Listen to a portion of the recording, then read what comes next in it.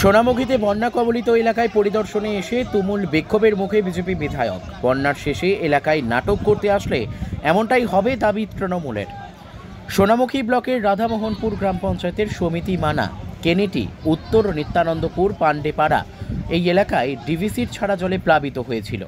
জলে ডুবে গিয়েছিল এলাকার ঘরবাড়ি, রাস্তাঘাট এবং বিঘের পর বিঘে চাষের জমি। এলাকার মানুষের অভিযোগ, তাদের সমস্যার দিনে তাদের এলাকার বিধায়ক পাশে ছিল না। এলাকা থেকে জল নেমে যাওয়ার পর সোনামুখীর বিজেপি বিধায়ক দিবাকর ঘরামি আজ সকাল থেকেই এলাকার বিভিন্ন গ্রামে গ্রামে পরিদর্শন করেন। সমিতি মানা পরিদর্শন করে বিধায়ক যখন পান্ডেপাড়ায় যান, তখনই এলাকার মানুষ বিধায়ককে ঘিরে তুমুল বিক্ষোভ দেখাতে থাকে এলাকার সাধারণ মানুষরা। বিধায়কের অনুগামীদের সঙ্গেও বাকবিতণ্ডায় জড়িয়ে পড়ে সাধারণ মানুষরা। তাদের দাবি, যখন বন্যা কবলিত হয়ে পড়েছিল এলাকা, তবুও বিধায়ক কেন আসেনি? আজ যখন এলাকা থেকে বন্যার জল নেমে গেছে, তখন বিধায়ক এসেছে, তাও আবার খালি হাতে, কোনো রকম ত্রাণ সামগ্রী না নিয়ে। তাই তাদের এই বিক্ষোভ জানাচ্ছেন স্থানীয়রা। সমগ্র ঘটনা নিয়ে সোনামুখী বিধানসভার বিজেপি বিধায়ক দিবাকর ঘরামি জানান, তার শারীরিক অসুস্থতার কারণে এই কদিন তিনি বাইরে ছিলেন, তাই এলাকায় আসতে পারেনি। বাড়ি ফিরে এসেই বন্যা কবলিত এলাকা পরিদর্শন করতে তিনি এসেছেন। তিনি বিক্ষোভের কথা উড়িয়ে দিয়ে বলেন, মানুষ তাকে ভালোবাসে, তাই তাকে অভিযোগ জানায়। সাধারণ মানুষ তাকে তাদের সমস্যার কথা জানিয়েছে। সরকার সমস্ত মানুষকে ত্রাণ দেয়নি, তাই মানুষ বিক্ষোভ দেখাচ্ছে। অন্যদিকে এই ঘটনা নিয়ে বিজেপি বিধায়ককে তীব্র কটাক্ষ করেছে তৃণমূল। বিষ্ণুপুর সাংগঠনিক জেলা তৃণমূল কংগ্রেস সভাপতি বিক্রমজিৎ চ্যাটার্জি জানান, 4 দিন ধরে এলাকা বন্যা কবলিত ছিল, বিজেপির বিধায়কের দেখা মেলেনি। তৃণমূল এবং প্রশাসন এলাকার মানুষের পাশে দাঁড়িয়েছে। এলাকা থেকে জল নেমে যাওয়ার পর রাজনীতি এবং নাটক করার জন্য বিধায়ক এলাকায় গিয়েছে, তাই মানুষ তাকে দেখে বিক্ষোভ দেখিয়েছে। বাঁকুড়া সোনামুখী থেকে সুচিন্ত গোস্বামীর রিপোর্ট, এস নিউজ বাংলা। আগে ডুবেছি, আমার তখন 6 মাস বয়স, ভেলাই করে আমরা 3 কিলোমিটার গেছি। বর্তমানে কথা বলেন তো না, ওগুলা বাদ দেন, অতীতের কথা ছেড়ে দেন। আপনি অতীত ভবিষ্যৎ মিলিয়ে না, অতীত জীবনে কোনোদিন কোন এমএলএ আমাদের এই বন্যা কবলিত এলাকায় আসেনি। সমিতি মানে আস্তে বলেন, আপনারা বলেন আমার অনেক বেশি, কোনোদিন কেউ আসে বলেন তো, অনেক বেশি বলি আমি। আপনি আস্তে বলেন, বলছি না, আমি ভলিউম দিয়ে বলছি না, আপনি ভলিউম নিয়ে নিছেন। আপনি আস্তে বলেন কথা। আমি এবার আমরা যে এলাম, আপনারা অভিযোগ জানাতে পারেন, না জানাবে তো, না বলতে পারেন, মানুষের গণতান্ত্রিক অধিকার। সেই ছেলেগুলা এসে ওই 3-4টে বাড়িতে 3-4টে করে তিরপল দিয়ে যার যার মতো নিয়ে গুটিয়ে নিয়ে চলে গেল। গোকুলপুত্রের বাড়ি থেকে ওই পাশে টানা এক চাপা দিয়ে তিরপল দিয়ে চলে গেছে। আপনি পরীক্ষা করে দেখেন যে দিচ্ছে কিনা না দিচ্ছে। নিত্য বিশ্বাসকে বলা হলো যে এই কালীপদ মাইতি বলছিল, আমরা গরু বাছুর নিয়ে 4 দিন ধরে ফাঁকা জায়গায় থাকছে, আমাদের একটা করে তিরপল দেন, আমাদের থাকার জায়গা দিতে হবে না। হ্যাঁ, তা উনি বলছে কি গরু বিক্রি করে ফেলেন গা, আমরা গরু বিক্রি করে ফেললে আমরা খাবো কি?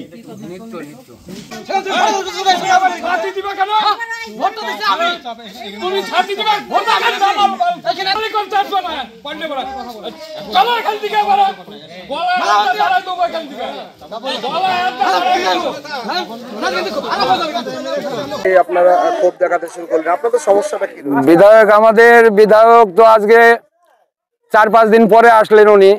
হ্যাঁ, এই এলাকায় আমরা বন্যায় তো বিরাট কবলিত হয়েছি, এলাকায় বিরাট ক্ষতিগ্রস্ত, ফসল আদি মাঠ ঘাট সবই চলে গেছে। এবার রুটি রোজগার তো আমাদের সেই মাঠ ঘাট নিয়ে, এখন মাঠ ঘাট নিয়েই আমাদের সমস্যা। আমাদের একটু ত্রাণের দরকার। হ্যাঁ, এমএলএ সাহেব তো আমাদের 4 দিন 5 দিন এখানে পাত্তাই নাই। আজকে এসছেন উনি, মানুষের তো ক্ষোভ হবেই ওনার উপরে। হ্যাঁ, মানুষ ক্ষোভ দেখাবেই, উনি এলাকার এমএলএ, ওনাকে মানুষ ভোট দিয়েছে, ক্ষোভ দেখাবেই। হ্যাঁ, জিজ্ঞেস করলাম, উনি বলছে যে উনি অসুস্থ ছিলেন, বাইরে ছিলেন, একথা বলছে। কিন্তু মানুষ, পাবলিক তো আর সেগুলো জানে না, মানুষ সেগুলা বুঝবে না। হ্যাঁ, এবার এলাকায় কিছু ত্রাণের দরকার, তাহলে এমএলএ উনি কিছুই দিল না। কিন্তু আমাদের বিডিও পঞ্চায়েতের তরফ থেকে গতকাল এসে কিছু ত্রাণ দিয়ে গেছে আমাদের এলাকার। বিধায়ক কিছুই আনেনি। হ্যাঁ, বিধায়ক খালি হাতে এসে আমাদের সান্ত্বনা দিচ্ছে, কিন্তু সেই সান্ত্বনা তো মানুষ নেবে না। হ্যাঁ, উনি যেহেতু আমাদের বিধায়ক, আমরা ভোট দিয়েছি, এলাকায় মানুষ মানছে না, মানুষ শুনছে না। ওরকম মিথ্যা প্রতিশ্রুতি মানুষ মানবে না। উনি যা কিছু এই পর্যন্ত দিয়েছে মিথ্যা প্রতিশ্রুতি দিয়েছে। হ্যাঁ, নদী বাঁধ দরকার। নদী বাঁধ দরকার আমাদের। নদী বাঁধটা হলে আমাদের বিরাট উপকৃত হব আমরা এলাকার মানুষ। হ্যাঁ, আপনার নাম? আমার নাম অরুণ সরকার। বিধায়ককে দেখে বিক্ষোভ দেখালেন আপনারা? বিক্ষোভ হচ্ছে এখানে বন্যায় গত 4 দিন হয়ে গেল, এমএলএ কোনো দেখা নেই। তার আশেপাশের যে লোক থাকে সাইডে, তারাও আসেনি। মানে কোনো পরিষেবা নাই, কিচ্ছু নেই। শুধু আমাদের ভোটেই উনি জয়লাভ করেছেন, তা সত্ত্বেও উনি আসেনি। উনি এখন উজোর দেখাচ্ছে। আমি বাইরে ছিলাম, অসুস্থ।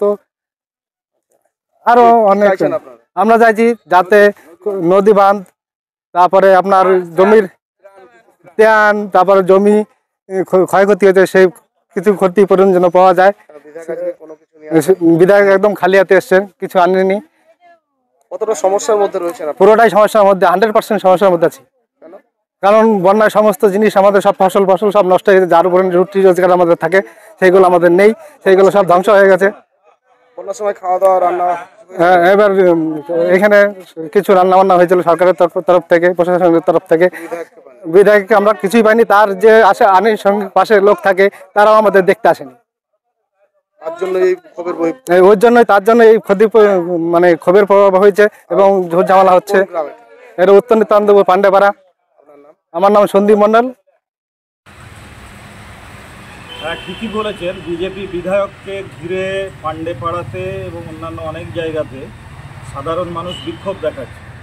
বিক্ষোভ দেখানোই স্বাভাবিক, কেননা গত 4 দিন উনি ময়দানে ছিলেন না। গত শুক্রবার থেকে যখন তুমুল বর্ষণ, তখন ময়দানে তৃণমূল কংগ্রেসের সমস্ত কর্মীবৃন্দ এবং নেতৃবৃন্দ মানুষের পাশে দাঁড়িয়েছে। এবং গত 2 দিন ধরে আমাদের ডিএম এবং আমাদের এসপির নেতৃত্বে পুরো প্রশাসনিক টিম সেখানে গিয়ে গরিব মানুষের পাশে, প্রান্তিক মানুষের পাশে দাঁড়িয়েছেন, তাদেরকে ত্রাণ বিলি করেছেন, তাদের জন্য যাবতীয় যা ব্যবস্থা নেওয়া দরকার করেছেন। আজকে যখন জল কমে গেছে, জল কমে যাওয়ার পরে উনি নাটক করতে এসেছেন। তো এই নাটক দেখে স্বাভাবিকভাবেই সাধারণ সমস্ত মানুষ ওনাকে ঘিরে বিক্ষোভ দেখাচ্ছে। উনি অভিযোগ করেছেন যে সোনামুখীর উন্নয়নে আমরা নাকি সেরকম কিছু করিনি। আপনাদের জ্ঞাতার্থে জানিয়ে দিচ্ছি, সোনামুখীর উন্নয়নে শালী নদীর যে ব্রিজ আমাদের দিদি করেছিলেন, ফলে কৃষকদের একটা ব্যাপক অংশের মানুষ সেই শালী নদীর ব্রিজের দ্বারা উপকৃত হয়েছিলেন। এবং অনেকগুলো গ্রামে বন্যা পরিস্থিতির হাত থেকে সাধারণ মানুষ সেখানে স্বস্তি পেয়েছে শালী নদীর ব্রিজের জন্য। আর উল্টো দিক থেকে আমি বলছি যে 21 সালে উনি বিধায়ক হয়েছেন, 19 সালে এমপি ছিলেন বিজেপির, 24 সালে এমপি হয়েছেন বিজেপি। তারপরেও সোনামুখীর এলাকার উন্নয়নের জন্য ওনাদের কোনো কৃতিত্ব নেই। শুধু দোষারোপের রাজনীতি ছেড়ে ওনাদেরকে উন্নয়নের রাস্তায় আসার জন্য আমরা অনুরোধ করছি। যেটা দরকার, মমতা ব্যানার্জি যে পথ আমাদের দেখিয়েছেন, মমতা ব্যানার্জির দেখানো পথে ওনাদেরকে অনুসরণ করতে বলছি এবং উন্নয়নে সামিল হতে বলছি। আরেকটা কথা খুব পরিষ্কারভাবে আপনাদের সামনে বলি, ডিভিসি প্রায় 4 লক্ষ কিউসেক জল ছেড়েছে, যে কারণে বাঁকুড়া, মেদিনীপুর একটা বিস্তীর্ণ এলাকা ভেসে গেছে। সোনামুখী ভেসেছে, আমাদের বড়জোড়ার মানাচর ভেসেছে। তো এই এলাকাগুলো ভেসেছে কিন্তু ডিভিসির দায়িত্ব জ্ঞানহীনতার জন্য। ডিভিসি তো একটা কেন্দ্রীয় সরকারের এজেন্সি, কেন্দ্রীয় সরকার তো চালাচ্ছে বিজেপি। সেই বিজেপি যদি চক্রান্ত করে পশ্চিমবাংলাকে ডুবিয়ে দেয়, সেইখানে ওনাদেরকেই সতর্ক হতে হবে।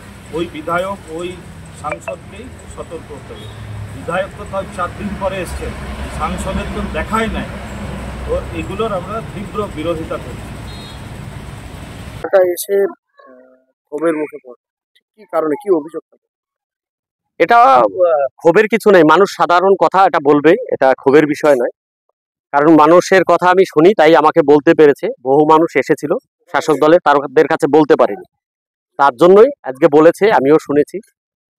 এখানে ক্ষোভ হচ্ছে, সবাই ঠিকঠাকভাবে সবকিছু পায়নি। সরকারি তরফ থেকে ত্রাণ এসেছিল, সেই ত্রাণ শাসক দলের লোকরা দেখে দেখে কিছু লোককে দিয়েছে, সবাই পায়নি।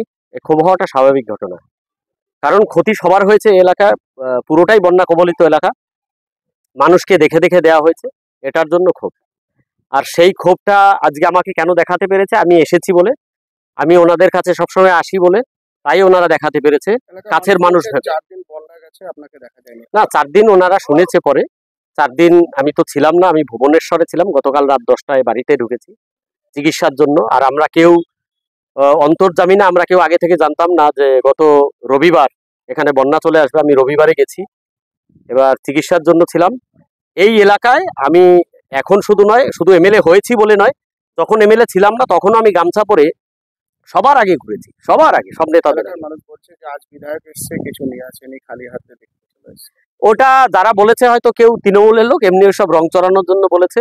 মানুষের এই ধরনের অভিযোগ নেই, কারণ আমরা এসেছি দেখতে যাদের যা সমস্যা, যাদের তিরপল থেকে শুরু করে যাদের প্রয়োজন আছে তাদের সবার বাড়িতে পৌঁছে দেবো। এই এলাকার কৃষকরা তো প্রতি বছর ক্ষতিগ্রস্ত হয়, বন্যা, প্রতি বছর জল ঢুকে চরম সমস্যায় পড়ে। রাজনীতি তো রাজনীতির মতোই হয়ে যায়, কিন্তু মানুষের সমস্যা তো সমাধান হয় না। মানুষের সমস্যা কেউ সমাধান করেনি। 2011 সালে তৃণমূল কংগ্রেস ক্ষমতায় এসেছে, এখানে একদম দামোদর নদীর পাড়ে ভেঙে গেছে বহু জমি, এখানে প্রত্যেকটা কৃষকের জমি ভেঙেছে। কিন্তু সেই জমি নিয়ে 2011 সালে তৃণমূলের কোনো নেতা এখানে দাঁড়িয়ে বলে যাক আমার সামনে যে একজনা প্রতিনিধি এসে ওই পাড়গুলো দেখেছিল, কোনো বাঁধের জন্য ব্যবস্থা করেছিল, করেনি। গত বছরে আগের বছরে কিছু বাঁধ হয়েছে, এখনো 4 কোটি টাকার উপরে বাঁধ স্যাংশন হয়ে আছে এখানে। সেই বাঁধগুলো রাজ্য সরকারের কিছু ফান্ড থাকে, তার জন্য আটকে আছে।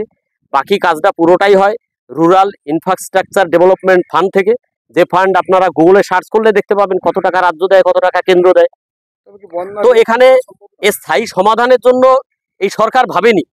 এই সরকার যদি ভাবতো তাহলে কি মমতা বন্দ্যোপাধ্যায় ওখানে বলতো মানুষের তৈরি করা বন্যা, মানুষ বন্যা তৈরি করতে পারে? এটা একদম ছোট বাচ্চা যারা হামাগুড়ি দিয়ে চলে সেও জানে মানুষ বন্যা তৈরি করতে পারে না, আর বন্যা হলে মানুষ আটকাতে পারে না।